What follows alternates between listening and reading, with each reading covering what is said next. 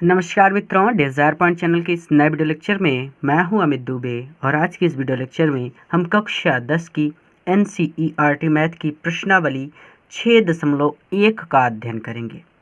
ध्यान देने वाली बात यहां पर यह है कि 5वां अध्याय इस वर्ष के लिए आपके सिलेबस से हटा दिया गया है, इसलिए हमने उसका अध्ययन नहीं किया है। छठी प्रश्नावली यानी ये 6.1 प्रश्नावली बहुत ज़्यादा आसान है, ध्यान से समझिएगा। बहुत ज़्यादा आसान तरीके से समझाने वाला हूँ, बस तरीके को समझ लीजिएगा और मेरा ये प्रॉमिस है कि यह प्रश्नावली आपके लिए सबसे आसान हो जाएगी। देखिए, सबसे पहला प्रश्न यहाँ पे है कि कोष्ठकों में दिए गए शब्दों में से सही शब्दों का प्रयोग करते हुए रिक्त स्थानों को भरिए। ये रिक्त स्थान हमें भरने हैं इनमें से सही शब्द का प्रयोग करके। तो कहते हैं कि सभी वृत्त होते हैं। अब ये सर्वांग सम होते हैं कि समरूप होते हैं, इसमें कन्फ्यूजन है। तो इस बात को यहाँ पे देखते हैं, आपकी पुस्तक में समझाया गया है। एक बार बेसिक से समझ लीजिएगा, समरूप आकृति क्या है। समरूप मतलब जैसे वृत्त है, ये एक वृत्त है, ये भी एक वृत्त है और ये भी एक वृत्त है। अब ये तीनों वृत्त समरूप हैं। समरूप क्यों है?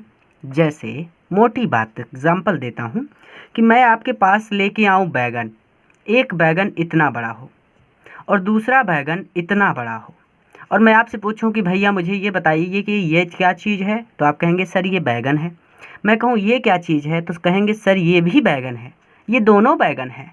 तो मैंने पूछा कि इसमें अंतर क्या है, तो आप कहेंगे सर ये वाला बैगन छोटा है और ये वाला बैगन बड़ा है। इसी की जगह पर लौकी कर देते हैं। मैंने कहा ये क्या है, आप कहेंगे लौकी। ये क्या है, आप कहेंगे लौकी। मैंने कहा अंतर क्या है, आपने कहा ये छोटी है, ये बड़ी है।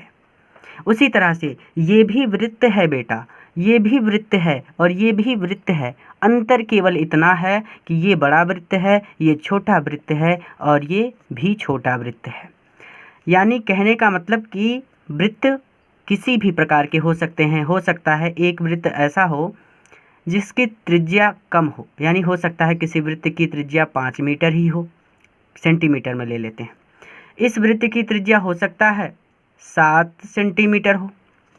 यानी छोटा बड़ा वृत्त हो सकता है, लेकिन उसे कहा वृत्त ही जाएगा।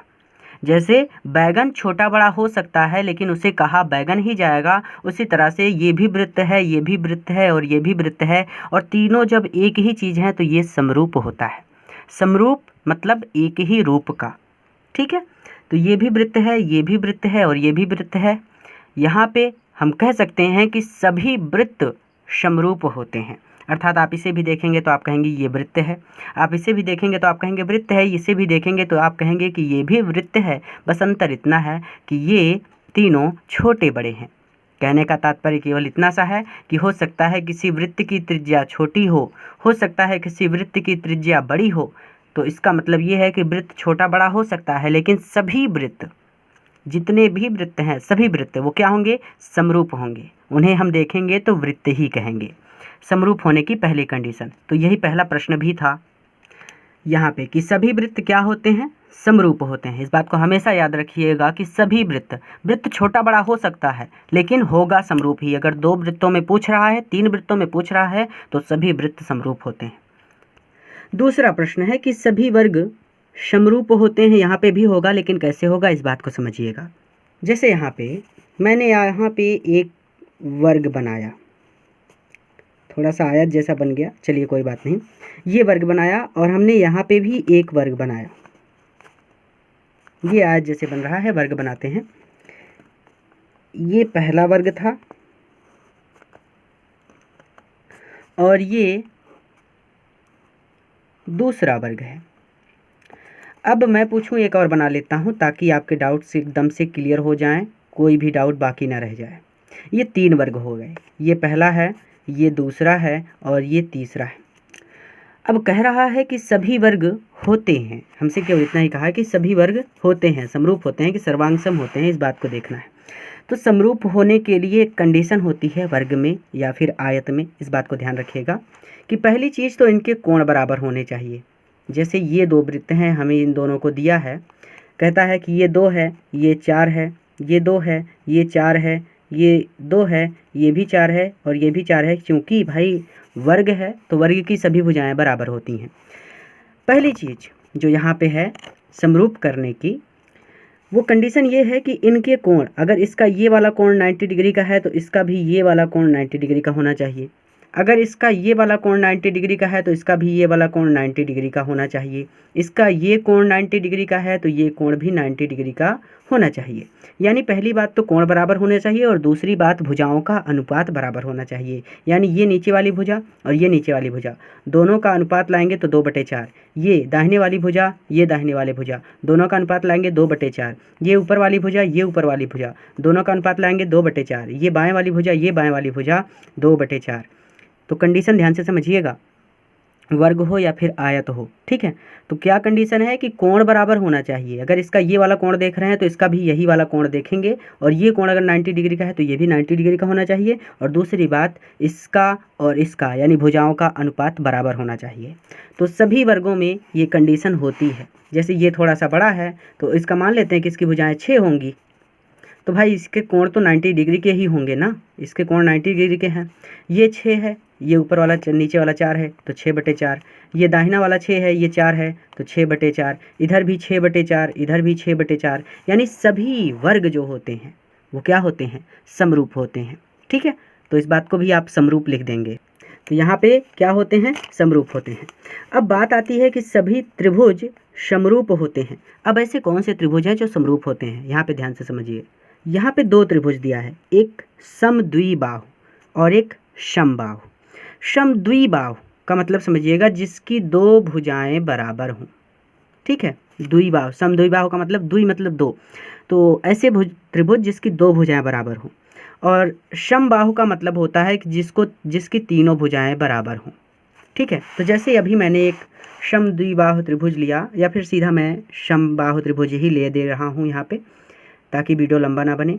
जैसे ये एक त्रिभुज है और ये भी एक त्रिभुज है, तो समबाहु का मतलब है कि अगर इसकी ये भुजा 2 है तो ये भी भुजा 2 होगी, ये भी भुजा 2 है और ये भी भुजा 2 होगी, कुछ भी हो सकता है इधर 3 या 4, ये 2।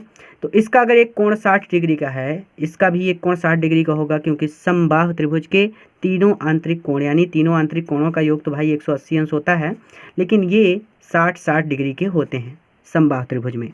तो भाई कोण सभी इसके बराबर होंगे और ये भुजाओं का अनुपात भी बराबर होगा, ठीक है। इसीलिए यहाँ पे इस बात को आप लिख सकते हैं कि सभी समबाहु त्रिभुज जो होते हैं वो क्या होते हैं, समरूप होते हैं। और ये चौथा वाला तो बहुत आसान सा है कि भुजाओं की समान संख्या वाले बहुभुज समरूप होते हैं यदि, ये तो बहुत ज़्यादा आसान है कि उनके संगत कोण बराबर हों और उनकी संगत भुजाएं समानुपाती हों। ये तो बार बार समझा रहा हूँ। तो ये बराबर और समानुपाती, यहाँ पे भरा जाएगा बराबर, यहाँ पे भरा जाएगा समानुपाती, ठीक है। अगर ये बात नहीं समझ में आई तो इतनी देर से मैं यही बात समझा रहा हूँ कि भुजाओं की समान संख्या वाले 2 बहुभुज समरूप होते हैं यदि उनके संगत कोण बराबर हो। संगत कोण जैसे अभी वृत्त में ही समझाया, वर्ग में समझाया था हमने आपको कि इसका ये वाला कोण है तो इसका भी यही वाला कोण लेंगे, और उनकी संगत भुजाएं समानुपाती हों, यानी इसका अनुपात और इसका अनुपात 2/2। इस बात को अभी समझाया था, वही चीज़ तो लिख दी। अब यहाँ पे देखिए, निम्नलिखित युग्मों के 2 भिन्न भिन्न उदाहरण दीजिए। ये बहुत ज़्यादा आसान है, समरूप आकृतियों के उदाहरण देने हैं। तो पहला करते हैं, समरूप आकृति के उदाहरण देते हैं। किसका, समरूप आकृति। हम जानते हैं कि 2 वृत्त परस्पर समरूप होते हैं। पहली बात तो हम लिख सकते हैं कि 2, आप कुछ भी दे सकते हैं, वृत्त परस्पर समरूप होते हैं। मैं थोड़ा फास्ट लिख रहा हूँ, आप लिखिएगा 2 वृत्त परस्पर समरूप होते हैं। जैसे अब उदाहरण के लिए कोई भी वृत्त बना सकते हैं। एक छोटा वृत्त जिसकी त्रिज्या 2 सेंटीमीटर है और एक बड़ा वृत्त जिसकी त्रिज्या 4 सेंटीमीटर है, ठीक है। ये 2 वृत्त परस्पर समरूप होते हैं, यही पूछ रहा है। समरूप आकृतियों के उदाहरण दे रहे हैं अभी, और भी एक उदाहरण देना चाहें तो एक और दे सकते हैं। दूसरा उदाहरण दे देते हैं, जो पढ़ा है केवल वही दे रहा हूँ कि सभी समबाहु त्रिभुज समरूप होते हैं। सभी समबाहु त्रिभुज समरूप होते हैं। जैसे ये एक त्रिभुज यहाँ पे बना दीजिएगा, पटरी से नाप के बनाइएगा। इसका ये भुजा 2 मीटर तो ये भुजा भी 2 मीटर, सेंटीमीटर में रखिएगा, और ये भुजा भी 2 सेंटीमीटर। यहाँ पे एक और त्रिभुज बना लीजिएगा, इसकी भुजा 4 सेंटीमीटर, ये 4 सेंटीमीटर, ये भी 4 सेंटीमीटर। इस तरह से 2 उदाहरण हो गए। अगला क्या कहता है कि निम्न युग्मों के 2 भिन्न भिन्न उदाहरण दीजिए। तो समरूप आकृति के 2 उदाहरण तो हमने दे दिए। अब ऐसी आकृतियां जो समरूप नहीं हैं तो उसमें कुछ भी दे सकते हैं। एक वृत्त ले लीजिए, एक वर्ग ले लीजिए, दोनों अलग हो जाएंगे। तो दूसरा करते हैं, दूसरे में पहला करते हैं। पहला एग्जाम्पल दे रहा हूँ कि भाई जैसे 2 वृत्त ले लीजिए या 2 त्रिभुज ले लीजिए। ऐसे ले लेते हैं कि दो नहीं लेते, एक ही लेते हैं, क्या परेशान होना ज़्यादा बड़ा करके। एक वृत्त और एक वर्ग परस्पर समरूप नहीं होते। बस ये दिखाना है जो समरूप ना हो। जैसे एक वृत्त ले लिया, सॉरी एक वर्ग ले लिया और एक वृत्त ले लिया, तो समरूप थोड़ी हैं। ये वृत्त है और ये वर्ग है, ये दोनों परस्पर समरूप नहीं हैं। एक उदाहरण और देना चाहें तो आप एक उदाहरण और दे सकते हैं कि एक समद्विबाहु त्रिभुज और एक विषमबाहु त्रिभुज समरूप आकृति नहीं होती है। या फिर यहीं पे आप दूसरा कुछ ले लीजिए कि एक वृत्त और एक त्रिभुज समरूप नहीं होते हैं। तो एक वृत्त और एक त्रिभुज, ये वृत्त है और ये एक त्रिभुज है, इसे अच्छे से बना लीजिएगा आप लोग। तो ये दोनों भी परस्पर समरूप नहीं हैं। अगला एग्जाम्पल देखते हैं। ये है लास्ट वाला कि बताइए कि निम्नलिखित चतुर्भुज समरूप हैं या नहीं। तो पहली बात तो यहाँ पे अनुपात देखते हैं भुजाओं का। ये 3 है, ये 1.5 है, तो 1.5/3 आएगा। ये 1.5 है, ये 3 है, तो 1.5/3 आएगा। ये 1.5 है, ये 3 है, तो 1.5/3, यानी भुजाएं, सभी भुजाएं वही आएगा 1.5/3।